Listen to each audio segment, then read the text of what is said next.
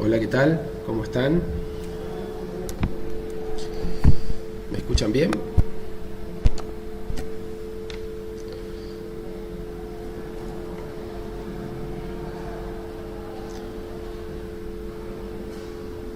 Hola, ¿qué tal? Buenísimo.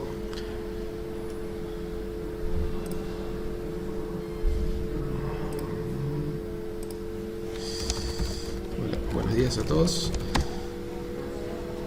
Pues,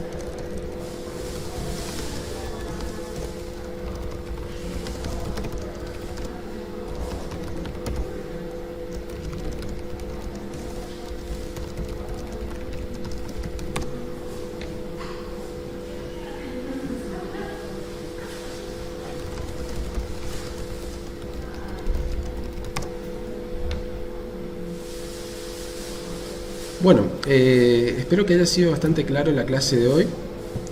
Eh, Espero que no hayan tenido problemas con la comprensión. Obviamente vamos a ir saltando de tema en tema. Este es un curso full stack, es decir, ya venimos de 4 clases de Python, suficiente como para comprender el funcionamiento del backend. Y vamos a hacer, bueno, ahora saltamos a control de versiones, que es esencial en el desarrollo de software en un equipo. Es, es estrictamente, digamos, yo le diría condición necesaria y suficiente la de comprender cómo se trabaja con control de versiones. En Git usan prácticamente todos. Sin embargo, detrás de eso hay distintos tipos de hosting como GitLab, GitHub. Dependiendo de la empresa para la que vayan a trabajar, van a trabajar con distintos tipos de control de versiones. Y después, bueno, vamos a avanzar con otros temas también, como el frontend. El frontend, por ejemplo, con HTML, CSS y lo esencial, JavaScript, que titula parte de del título justamente de este curso. Bueno, primeramente me gustaría saber qué tal les fue con los desafíos. ¿Lo pudieron resolver? ¿Lo pudieron comprender? ¿Le quedó alguna duda? Tema código, demás. ¿Hay alguna duda en específico? Bueno, el tema de exámenes van a ser aproximadamente, no, exactamente, mejor dicho, 10 exámenes. Tienen que aprobar el 70%. Así que los que desaprobaron los 2 iniciales, no se preocupen, van a tener más para divertirse. Son exámenes breves, de 5 minutos cada uno. Encima multiple choice, o sea, aún más sencillo. Simplemente con una terminal abierta pueden ir probando y viendo las respuestas y lo resuelven enseguida. Lo avisé por el tema de los exámenes, se avisó por múltiples canales, así que tampoco se puede estar todos los días con ese tema, ¿no? Así que bueno, después el self. Bueno, me preguntan, ahora preguntas exclusivas sobre, para no perder el tiempo, ya que es breve el tiempo que tenemos para charlar acá, y aparte de la estabilidad de la red y todo lo demás, así que aprovechemos mientras tenemos un buen enlace. El self es básicamente y esencialmente una manera de pasarse a sí mismo. Yo sé que es medio difícil de entender y comprender este elemento, este pequeño elemento que se pasa aquí como parámetro en cada uno de los métodos. Si ustedes ven, cuando ven código en Python y ven class, seguramente no, prácticamente verán que cada uno de los métodos acompaña dentro de los parámetros el argumento self. Self es simplemente la manera que tenemos de referirnos a la instancia de la clase. Cuando instanciamos la clase, sí o sí tengo que como pasarme a mí mismo dentro de este esquema, de este layout, y así poder setear después cada uno de los valores como nombre, como edad, y poder acceder a cada uno de los métodos. Si no lo comprenden bien o esencialmente, digamos, simplemente tengan en cuenta que cada vez que quieran crear un método, el primer argumento sí o sí tiene que ser self. Pero después, cuando acceden por afuera a la instancia, no lo tienen en cuenta. Tienen en cuenta los siguientes, como en este caso nombre y edad, cuando van a inicializar, en este caso perro, le pasamos el nombre y la edad, en este caso sonido, en este caso por ejemplo shampoo, vamos a bañar al perro, así que le pasamos qué shampoo usamos, y en el caso de este método Dunder o built-in, digamos funcionalidad incorporada, lo que hacemos es poder definir qué respondemos cuando consultamos, hacemos un print de la instancia del perro. Nos va a devolver el nombre tiene, por ejemplo, Firulais tiene tantos años. Como solamente recibe el parámetro self, cuando accedan externamente no van a tener que pasarle ningún parámetro y van a obtener la respuesta directamente. Recuerden siempre mantener la indentación correcta, o sea, todo lo que está dentro de la clase va a estar identada. Fíjense la cantidad de espacios que hay, 4 espacios o una tabulación para definir cada uno de los argumentos, y acá ya automáticamente me define el inicio y el fin. Está bien, nos inicializamos con 2 puntos, no tenemos fin, trabajamos con la indentación, pero bueno, es la manera en que Python justamente trabaja, y lamentablemente no, es una manera práctica, digamos, de no trabajar con el tema de llaves y demás. Después dicen con cuánto se aprueba el examen. El examen se aprueba, tienen que por lo menos 3 preguntas de las 5 correctas. El test unitario es al final, no podemos empezar, tratamos de acomodar, digamos, cada una de la temática en el orden en que más o menos lo van a poder ir trabajando, pero generalmente el test unitario está casi al fin. Por lo menos el año pasado casi al fin estuvo. Bueno, a ver.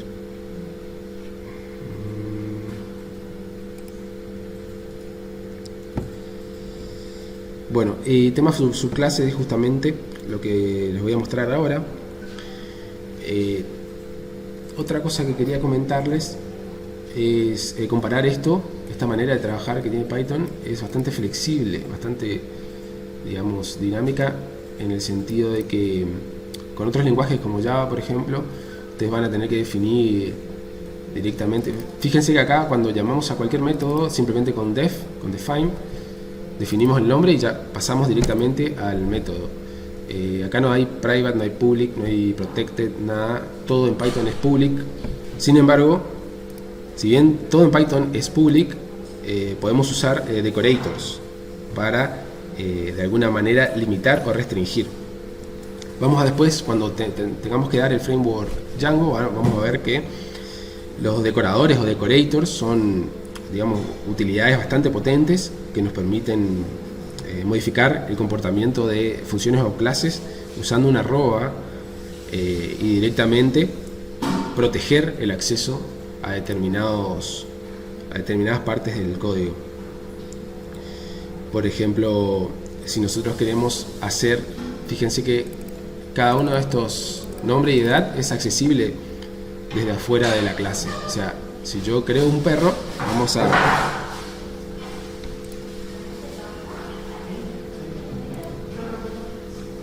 permítame, voy a hacer una pausa acá.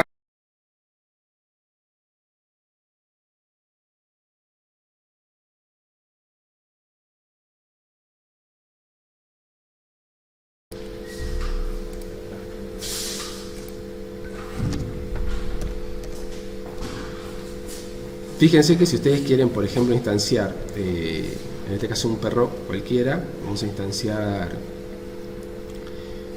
no sé, le voy a poner.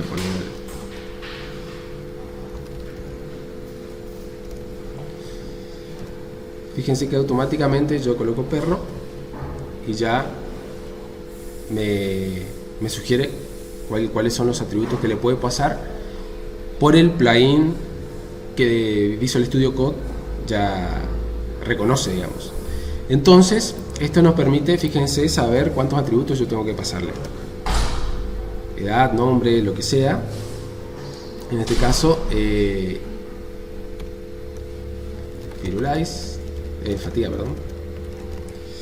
Acá pueden poner el nombre que quieran, por ejemplo puede ser perro 1, perro 2. Vamos a hacer cuestiones distintas.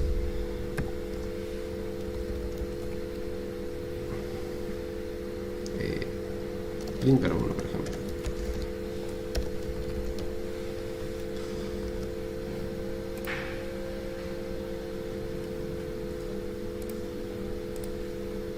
Fíjense que print automáticamente me va a llamar a la descripción de la clase, que si yo no hubiera implementado str, me saldría la posición de memoria en la que está ubicado. Es decir, nada, digamos, entendible y comprensible, pero acá yo directamente retorno esto. Sin embargo, si yo quiero, puedo acceder a cualquier, por ejemplo, nombre. También puedo acceder a edad directamente. ¿Por qué sucede esto? Fíjense acá. Accedí a edad, nombre y demás. Porque todos los atributos que yo pueda definir en Python son públicos. No los puedo de alguna manera modificar para que puedan solo ser accedidos, como pasa en Java, que yo le puedo poner los atributos de determinada manera que solo puedan ser seteados desde el exterior con getters o setters, ¿no? Puedo implementar getters y setters acá utilizando decorators, por ejemplo, en el caso de que yo quiera definir un atributo de altura, por ejemplo, que quiera modificar la altura del perro, pero que sea algo que no se pueda acceder desde afuera, y le pongo 100 centímetros, por ejemplo, un metro, bueno, 70 centímetros. Sí o sí tengo que usar el underscore para poder de alguna manera después utilizar, por ejemplo, definir ese atributo. ¿Cómo defino ese atributo? Simplemente con, por ejemplo, si lo dejo así directamente, yo a altura no puedo acceder. Fíjense, perro, el objeto perro no tiene un atributo altura, o sea, no lo reconoce. Entonces yo, usando el decorator property, yo puedo definir, por ejemplo, altura, self, y acá directamente retorno la altura.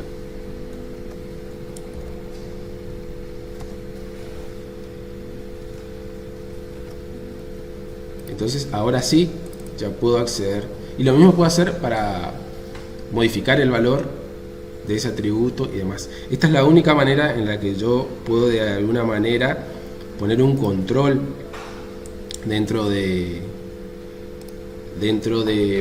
la orientación a objetos de Python, más similar a lo que sería Java, por ejemplo. En Java sería get altura, y la única manera sería get altura para que sea más similar, set altura, y ahí pondría el cambio de altura, por ejemplo.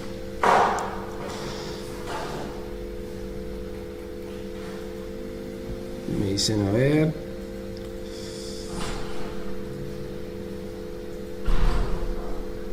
la línea que agrego del shampoo, el self shampoo, no hace falta el self, ¿cierto? Self shampoo, en este caso, lo que yo estoy haciendo es seteando una nueva, digamos, un nuevo atributo. Yo puedo setear atributos dentro de cualquier método. Esa es otra cosa también que tiene Python, que yo no puedo, no es necesario que lo declare en la cabecera, como sí pasa en Java, que tengo que setear en la cabecera. Y otra cosa también que les comento, en Java va a haber otra diferencia, que tienen que guardar la clase dentro de un archivo que tenga en mayúscula todo el show ese. Acá pueden poner varias clases dentro de un archivo, o sea, no hay demasiados controles, es bastante libre, y el control se lo realiza el programador. Y bueno, una cosa más adicional,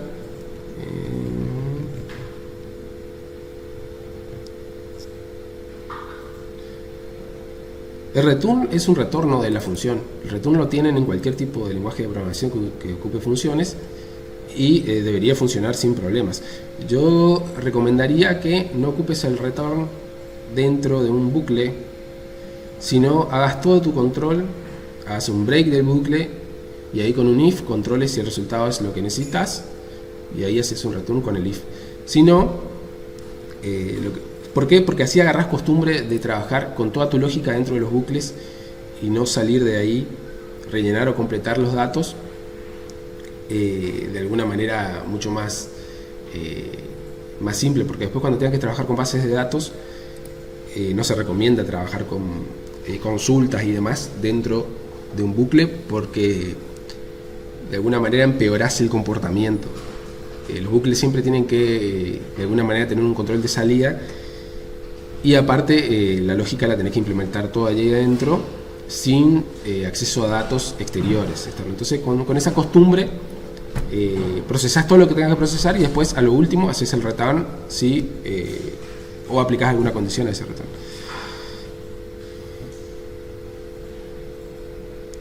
Le voy a aplicar la herencia, pero no lo voy a hacer con el ejercicio del minibus. La idea es que ustedes lo resuelvan ese ejercicio. Después la clase que viene, de última lo resolvemos. Pero les voy a volver a explicar el tema de la herencia. La herencia es súper simple, porque quiero tocar otra temática hoy. ¿Cuál era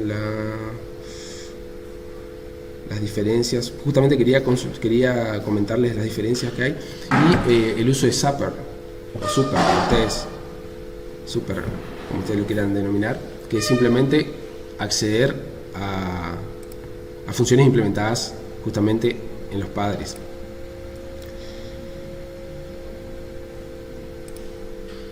En Discord me preguntaron por qué la altura lleva un property, porque property es le había comentado, es un decorator.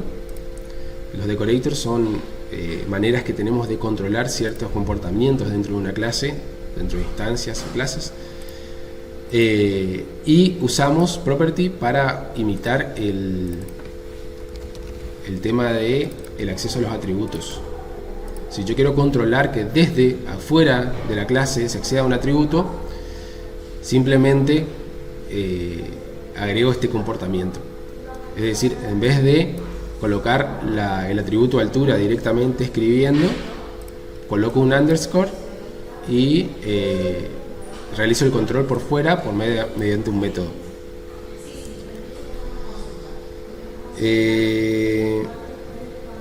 Bueno, eso es una cosa, eso es un tema. Como veo que varios seguimos con el ejemplo anterior de la clase anterior, justamente para no desviarnos y que puedan completar o complementar ese tema. Creo que este también es el mismo que está en la clase en vivo, así que no va a haber problemas. En primer lugar, ¿para qué necesito implementar o definir el tema de los padres, los hijos y demás? Justamente para poder heredar atributos y no tener que sobreescribir otra vez cuando tengo clases parecidas. Por ejemplo, en este caso yo tengo, el perro puede ser una clase general, pero si yo necesito, por ejemplo, definir las razas, podría utilizar un campo acá, un atributo de clase que sea raza.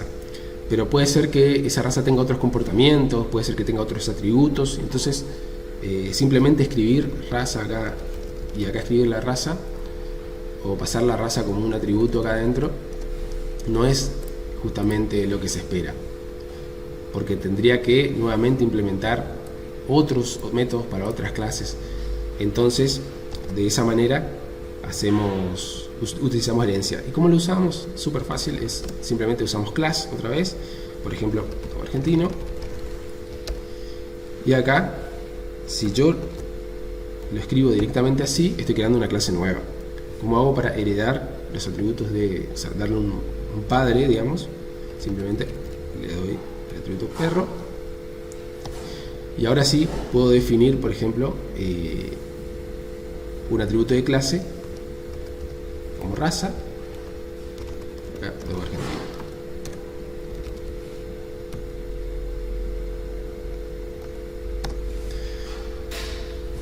De esta manera, yo si creo un perro genérico no va a tener raza, pero si creo un dog argentino, el dog argentino va a tener raza definida y va a heredar todos los métodos, tanto el constructor como ladrar, bañar, todo lo de el perro anterior, con la diferencia justamente del atributo raza.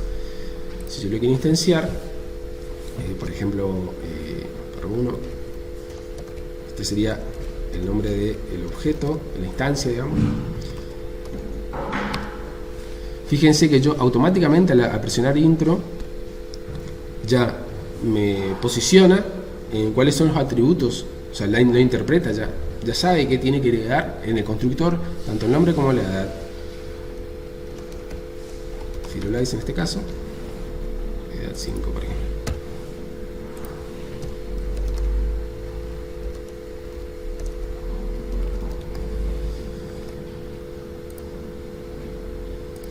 Fíjense cómo utilizó el método str dentro de perro. Y yo incluso puedo definir, puedo acceder a raza, que no va a estar disponible si yo creo un perro genérico. Por ejemplo,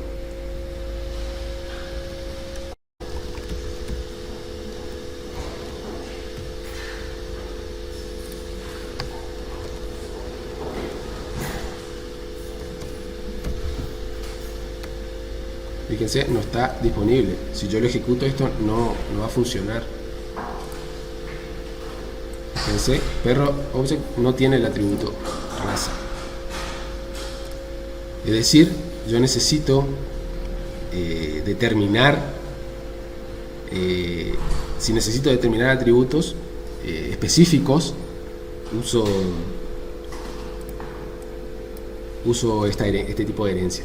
Pero a su vez también puedo verificar de qué tipo es. Por ejemplo, si necesito saber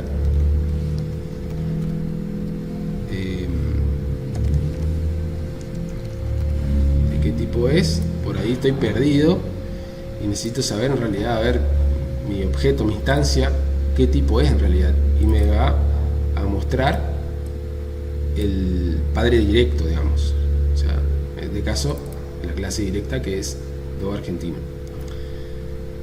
Pero incluso yo puedo hacer un control más adicional y ver si en realidad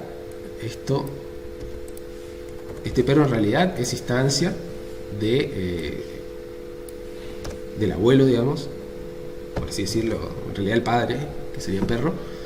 Entonces simplemente con isInstance, que se acuerdan que hace unas clases atrás habíamos explicado distintos métodos, digamos, funciones que se podían usar con variables para saber si tenían una pertenencia o una membresía.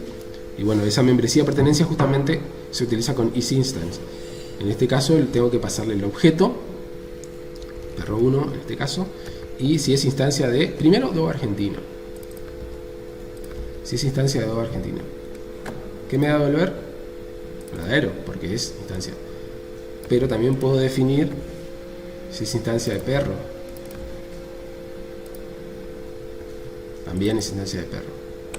O sea, de esta manera controlo realmente que ha heredado los atributos necesarios.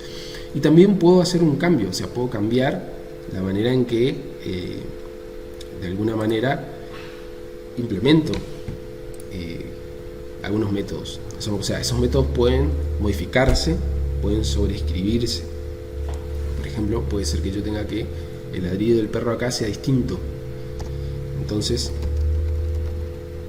yo puedo definir que ladrar esta vez, si yo sí le tengo que pasar el self, cambie su sonido. El ladrar ya no sea un sonido default, que sea wow, por ejemplo.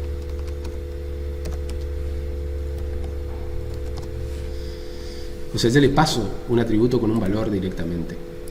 O sea, no es necesario que defina. Sin embargo, puede ser que yo necesite copiar. Vamos a copiarle directamente.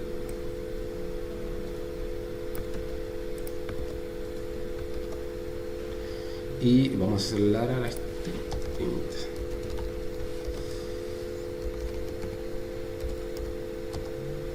vamos a ver qué pasa, qué sucede acá. Fíjense, no es necesario que yo le pase el atributo sonido si yo ya tengo un default directamente para el sonido que yo defino acá. Pero ¿qué pasó? Yo tuve que, está bien, cambié el sonido, o sea, le pasé un atributo distinto a lo que sería acá, que acá sí o sí me obliga a poner un sonido. Pero ¿qué pasaría si yo necesito en realidad, por ejemplo, acceder a ya la implementación del return, la implementación que hice acá? O sea, no, digamos, necesito acceder a a la implementación del padre. Lo puedo reemplazar directamente a este return llamando a, acá es lo que les comentaba, llamando a Zapper. Zapper me permite acceder justamente a las implementaciones previas pasándole el atributo este. Fíjense, es exactamente lo mismo. ¿Cuál es la diferencia? Que yo cualquier cambio que haga acá arriba, cualquier cambio que yo haga acá, en esta parte, se va a trasladar a Adobe Argentino. O sea, todo el cambio que yo haga en ladrar en perro se traslada a Adobe Argentino cuando uso Super. Porque yo estoy accediendo en realidad al método padre, no estoy implementando nada acá adentro, simplemente le paso un atributo distinto ya previamente seteado y llamo a ese método. Y así puedo, en realidad, acá puedo llamar a otro método, incluso puedo llamar a bañar, puedo llamar a lo que a mí se me ocurra. O sea, no es necesario que yo llame al mismo método que estoy sobreescribiendo, sino al padre.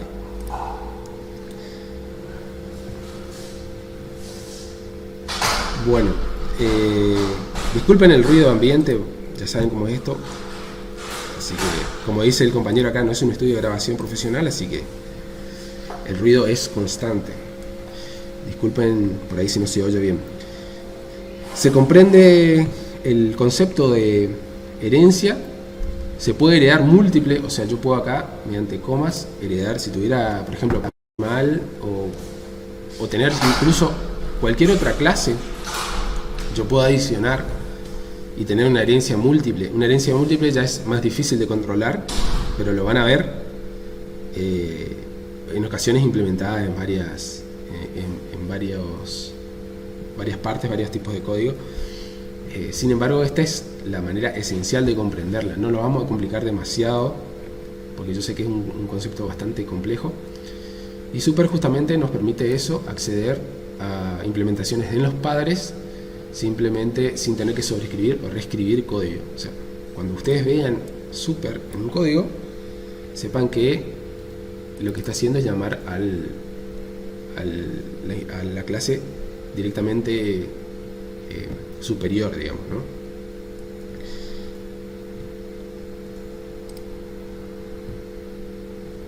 Bueno, ese es por un tema. Sí, Zapper es en realidad comida o cena, algo así. Pero bueno, se entiende.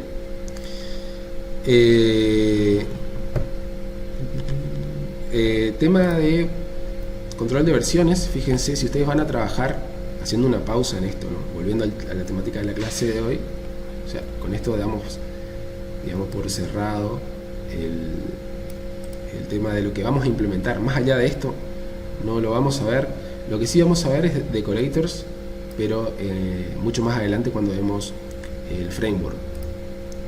Van a ver que se utiliza bastante los decorators, porque en el framework, en Django, se maneja mucho, sobre todo los modelos lo van a manejar exclusivamente con clases. Se va a usar herencia, vamos a heredar, por ejemplo, un modelo de formulario, vamos a heredar de forms, de Django Forms, que ya implementa cuestiones relacionadas con el formulario. Entonces nosotros no tenemos que implementar nada de eso. Directamente llamamos a la clase padre y utilizamos sus elemento y sobreescribimos justamente de él. Bueno, y aparte de eso, yo creo que se comprende bastante bien. No es tan complicado como otros lenguajes como C o Java, es súper elemental los accesos a cada uno de los atributos. Ya saben que si no pueden acceder a un atributo es simplemente porque debe tener un guión bajo y debe tener un property definido. Ese property va a ser para recuperar o puede ser también para setear. Init, recuerden que siempre para el constructor. str es la manera en que tenemos de devolver un print, por ejemplo, o sea, la descripción de la clase. Tiene también su referencia en lo que están dando Java, lo van a ver. También en el tema cuando quieren recuperar el elemento de la clase también tiene un método similar. Y bueno, la herencia simplemente le pasan la clase que va a ser padre dentro de... puede suceder también que ustedes definan cuando hagan todo el layout de su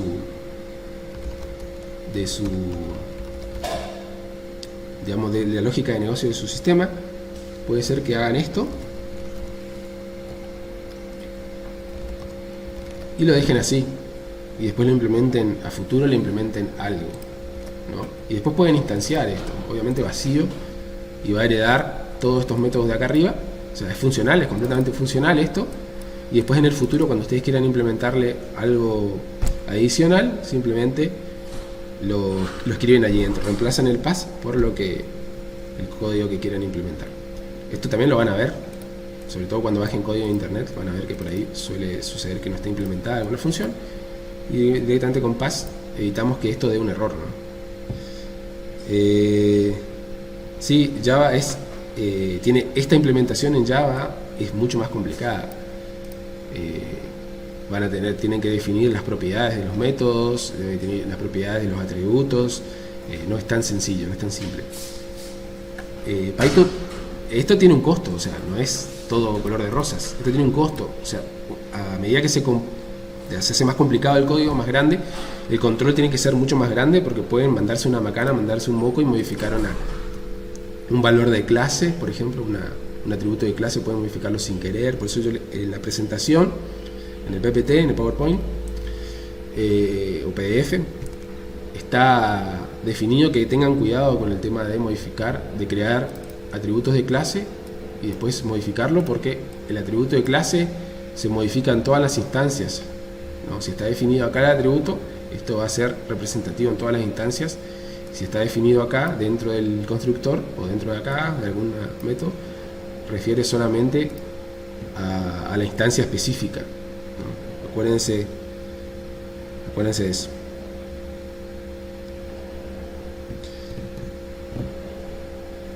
Y bueno, otra cosa que les quería comentar es, fíjense, yo este código lo tengo subido a GitLab, y en este caso tengo, por ejemplo, tengo dos archivos y un readme, ¿no? Esto hacemos un parate acá y vamos al control de versiones. Ya en este caso Visual Studio Code, fíjense que me marca en amarillo. Cuando está así, sin ninguna marca, está todo correcto, estoy sincronizado con el servidor. Cuando está en amarillo y una M, significa que se modificó algo en mi versión local en correspondencia con la versión en el servidor. Entonces cuando yo hago clic, voy directamente a, fíjense, las partes en las que yo modifiqué código. Fíjense que me marca, esto no existe en la versión original. Si yo borro y borro esto, ahora estoy sincronizado. Si guardo, no hay modificaciones. Fíjense, vuelve al original. Ahora agrego algo.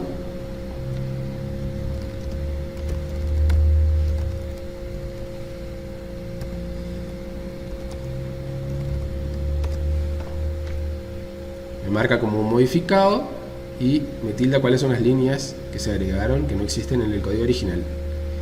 Y lo que está en verde es un bloque de código, un archivo que no está sincronizado. O sea, está un tracket, fíjense que aparece, a ustedes no les figura, pero Si ustedes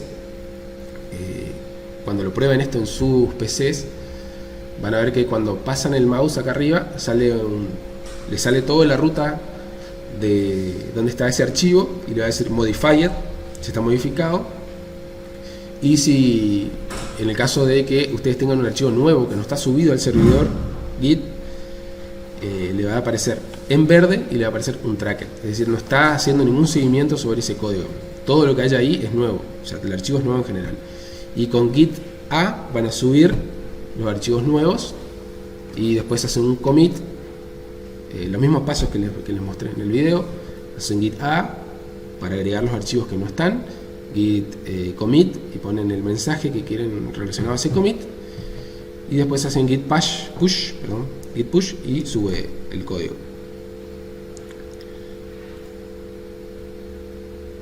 Sí, como comentan, justamente es más desorganizado, o sea, parece ser más desorganizado, simplemente porque simplifica las cosas. Simplifica a veces demasiado, entonces el control tiene que ser doble.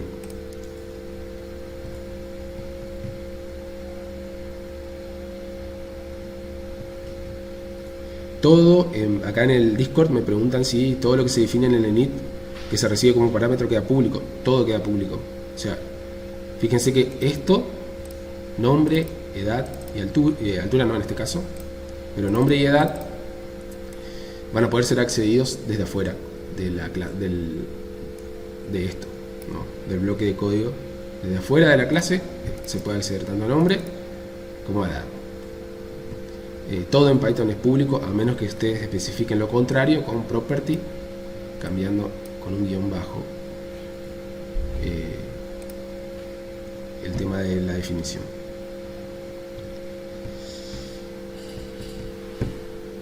Bueno,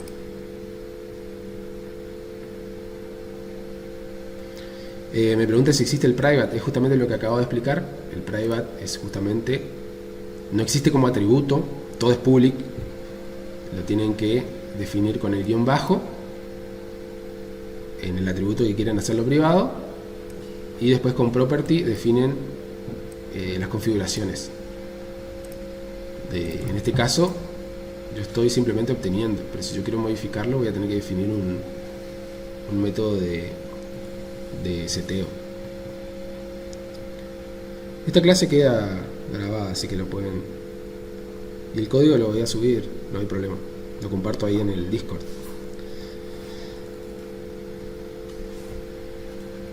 Bueno,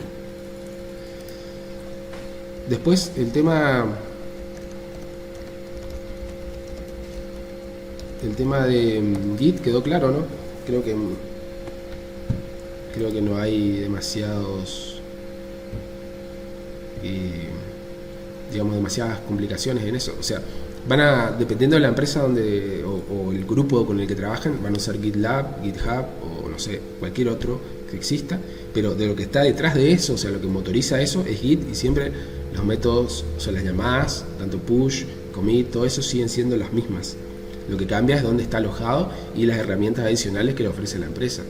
Generalmente la empresa que hostea ese código. Generalmente son herramientas de book track, de seguimiento de incidencias y demás.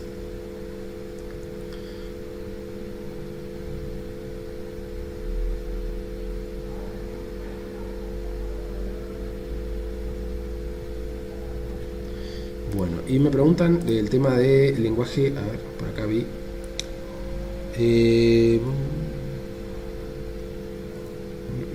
Lenguaje prototipado. El lenguaje prototipado es simplemente que, a diferencia de estos lenguajes en los cuales tenemos que instanciar objetos, o sea, los otros tipos de lenguajes, nosotros vamos a usar de alguna manera una copia, o sea, no tengo que instanciar, pero eso lo veremos más adelante cuando veamos más a fondo JavaScript. Incluso no lo vamos a ver con JavaScript básico, sino ya es un JavaScript un poco más avanzado, o sea, pero no se pierdan en eso, o sea, traten de comprender toda esta estructura en Python. Después, cuando sea el momento, daremos JavaScript y todas las complicaciones que tengan que ver con eso, porque eso ya también tiene otra manera de trabajar, más complicada aún. O sea, van a tener que manejar programación en Python, van a tener que manejar programación en JavaScript, que tiene sus complicaciones. JavaScript tiene sus propiedades asíncronas, asíncronas, y después también, obviamente, todo lo que tenga que ver con la parte frontal de acceso al usuario, que accede al usuario, que tiene que ver con HTML, la combinación de HTML con CSS, que también tiene sus complicaciones. Es una programación que tiene otro estilo, otra manera de hacerse. O sea, son tres cosas distintas. Y después, complementando todo, el framework que implementa todo con Python, así que tampoco es demasiado complicado. Bueno,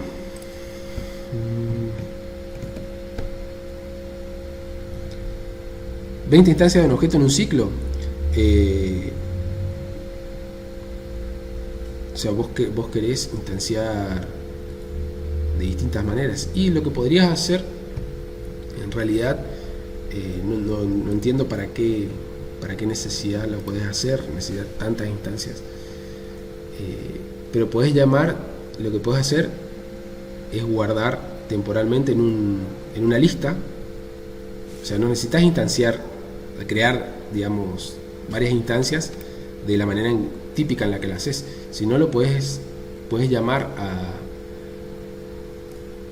a esto y guardarlo dentro de una posición de un array, dentro de una lista, dentro de lo que quieras, y directamente después accedes y vas sacando de a uno dentro de una lista. No te sirve escribir esto 100 veces, o sea, eso no es obviamente lo óptimo, porque después puedes tener 101 y tenés que escribir otra vez más, sino simplemente dentro de un bucle llamás a la creación, pasás los datos, llamás al constructor, digamos, le pasás los datos y lo guardás, en lugar de guardarlo dentro de un nombre de instancia, lo guardás dentro de una lista, de un diccionario, por ejemplo, y después puedes acceder con un índice al objeto ese almacenado dentro del diccionario y demás.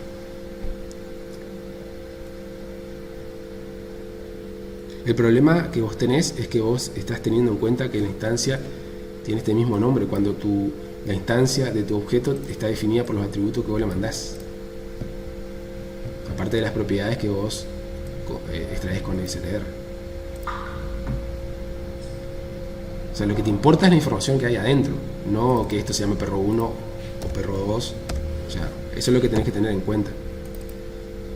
Lo importante es la información.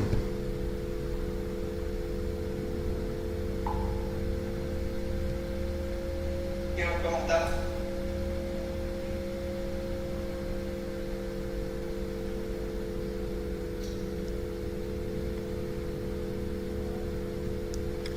Bueno, tema de decorators, les comparto en ambos, comparto por acá y les comparto por el Discord.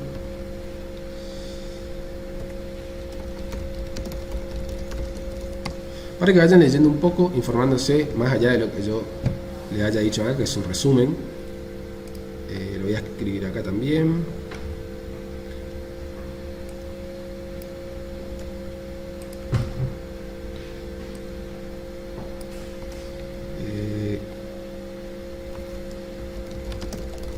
Le voy a poner como recursos complementarios para clase 4, programación orientada a objetos.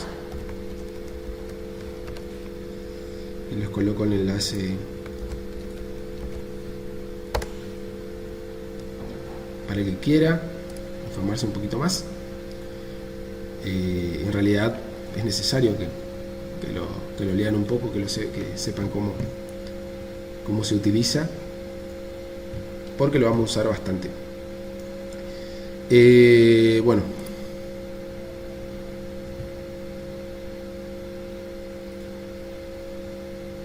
sí, lo podés. ¿Cuál es la diferencia? Ese es el tema que tenés en la cabeza, de que vos identificás un elemento de otro por el nombre de la variable. Jamás podés identificar una cosa de otra por el nombre de la variable, porque lo que te importa es la información. Es decir, si vos me pasás el código, yo lo tengo que comprender por la data que guarda ahí adentro, ¿no? Entonces, por ejemplo, puede ser en el caso de que vos quieras agregar una relación adicional a eso, por la posición en el índice, por ejemplo, pero sí o sí, algo va a haber de diferencia entre perro 1, salvo que sea una copia, pero si son una copia, vas a estar teniendo conflictos, por eso el control lo tenés que poner vos. El control lo tenés que realizar vos,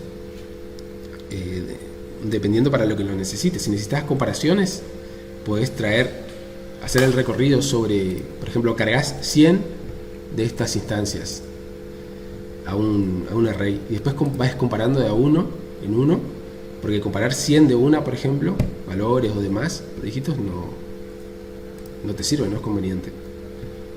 De alguna manera, alguna lógica le tenés que implementar a esto. Entonces agregar 100 variables no te sirve, o 50.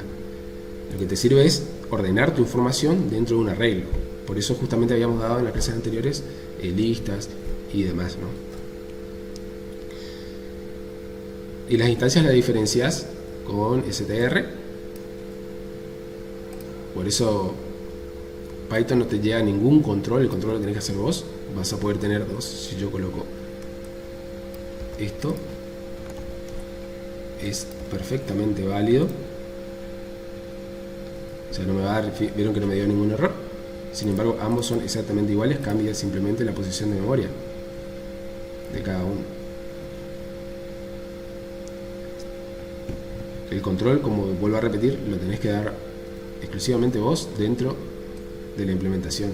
Es decir, si vos querés que no haya dos IDs iguales, y vas a tener que de alguna manera controlar eso, por eso le digo con un diccionario, por ejemplo, o con alguna otra cosa. O sea, es demasiado flexible que puede llevar a errores, como en este caso, escribir.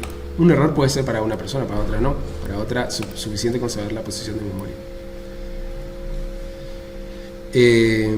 Bueno, esto sería todo por hoy. La clase que viene igual seguimos con la implementación del desafío del minibus, otra vez un paso a paso, y también vamos a tener que dedicar una porción de esa clase para cambiar radicalmente de tema, porque pasamos a dar frontend. Acuérdense que esto es backend, es la parte de atrás, la parte que procesa. Tenemos que dar sí o sí la parte de frontend, en donde vamos a empezar a hablar un poquito de HTML y del protocolo HTTP también, el protocolo de comunicación, ¿no? Y de la capa TCP/IP, el stack TCP/IP, que nos va a permitir programar, digamos, controlar cierta parte de la programación que hace consultas hacia el servidor. Es decir, vamos a tener que controlar cierto tipo de códigos de comunicación para, bueno, ver si en realidad la información se pasó bien, se pasó mal, aparte del tipo de datos que se está pasando. En ocasiones vamos a tener, bueno, en este caso HTML, pero también después, más adelante, vamos a trabajar con otros tipos de estructuras de datos muy similares, como JSON y demás. Bueno, perfecto. Creo que está todo más o menos bien. No quiero tampoco que se atosiguen demasiado adelantándose. Les repito, por ahí soy medio insistente, pero quédense, no salten a cuestiones más adelante, sino interiorícense, por ejemplo, en el enlace que le puse ahí, de Decorators, o herencia. Ya no hay mucho más, o sea, no van a encontrar más que esto. Herencia es súper elemental acá, no se van a complicar demasiado. Por ahí aprender un poquito a usar el super, no sé por qué me queda grabado la pronunciación es.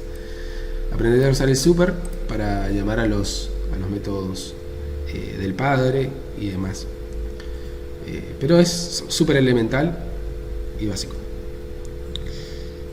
Nuevamente les digo, los exámenes van a ser 10, así que van a tener que aprobar 7. Bastante variado va a ser. Acuérdense que este es full stack web, así que de todo un poco ahí. Bueno, nos vemos, gente. Espero que pasen bien, que tengan un lindo día. Y nos vemos la próxima clase. O sea, repasen, sobre todo los que estuvieron por ahí flojos, a full, repasen.